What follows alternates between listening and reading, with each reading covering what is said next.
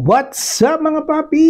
Gusto nyo bang malaman kung bakit tayo may spaghetti today? Sarap niya no? And ito naman yung mabait at sexy kong misis nagluluto ng fried chicken. Excited na akong matikman yan mamaya-maya. At eto na rin yung bago nating cooler. Ready na. It's Sunday. It's family day. Let's do this! Throw your hands up if you with it. Drop it. So, eto na nga si Cody mga papi, excited na gumala at ready nang mangulit. And eto na rin si Neri and si Vince, dala-dala yung scooter para ikarga sa likod ng sasakyan natin dahil today maghahanap tayo ng matatambayan na park na syempre dapat malapit lang sa amin para makatakbo yung mga bata. What's up mga papi? It's a Sunday afternoon. Magpipiklik lang kami nila Neri and magpipiknik lang kami nila Neri and Cody. Cody, hi ka muna, hi. And of course si Vince. Punta kami Park Links. Mag-i-scooter yung mga bata doon kasi maluwag doon. And then kakain kami ng konti. So yun. See you later.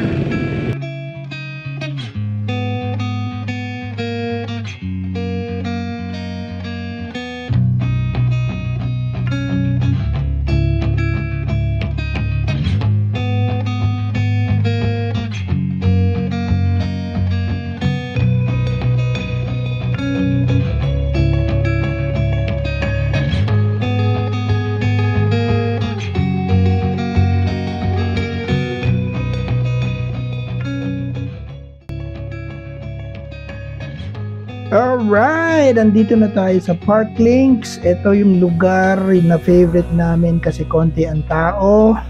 Lagi namin itong binabalik-balikan every Sunday and dito kami tumatambay. Pero wait, bakit ang daming nakapark na auto dito sa famous bridge ng Park Links? Mukhang may event Hindi ko alam tong event na to. Naloko na. Mapupurnada pa yata yung pag-scooter ni Vince and Cody. Hala na. Ang daming kotse and may mga numbers yung mga cars. So hindi natin talaga alam kung anong event to and definitely hindi tayo pwedeng tumambay dito today. So wala tayong magagawa, mukhang lalabas na lang tayo dito sa Park Links and malamang sa Bridgetown na lang tayo tumambay. Nagbaka sakali pa rin kami, chinek namin kung talagang hindi pwede pumarada.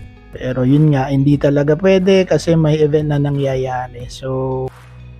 So iniisip namin mag-domsa pero medyo late na kaya in the end we just decided na tumambay na lang sa Bridgetown. So lalabas na kami dito sa Park Links and dito na nga kami napadpad sa back part ng Bridgetown kung saan konti lang ang tao. Hindi ko na kinunan yung Mercato at saka yung mismong park kasi sobrang kapal ng tao and hindi na rin siya masyadong maganda sa paningin.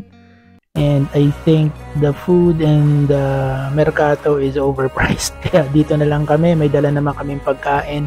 Pinabayaan ko na lang mag-scooter si Cody. Ayan, nakakatuwa siya. Pinipilit niyang bumalanse dun sa scooter. Nakakatuwa talaga pag may toddler ka may inaalagaan. Ayan, ang kulit. So, after mag-scooter ng isang damokbok at mapagod, ayun, nilabas na namin yung pagkain namin at nag-picnic na lang kami dito sa likod ng auto dito sa Bridgetown. Alright, that's our Sunday. Thanks for watching. Please subscribe. Till the next Boodle. Peace, everyone.